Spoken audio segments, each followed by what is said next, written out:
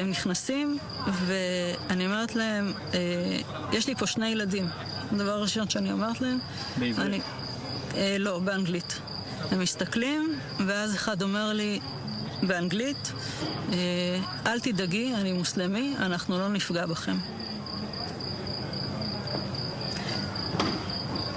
זה תפס אותי מצד אחד בהפתעה, מצד שני זה הוריד לי הרבה לחץ, וישבתי עם הילדים שלי, והמחבלים הביאו כיסא מהפינת אוכל, היה מחבל חמוש כל הזמן איתנו בממ"ד, והשאר מסתובבים בבית. אחד מהם רואה על השיש בננות, אומר לי, אפשר לאכול אחת? אמרתי לו, כן, אתה יכול לאכול אחת. מה הילדים אומרים? הגדול קצת יותר נלחץ, הקטנה לא ממש הזיז לה, הייתה עסוקה בטאבלט שלה. הם היו אצלי בערך 2 שעות,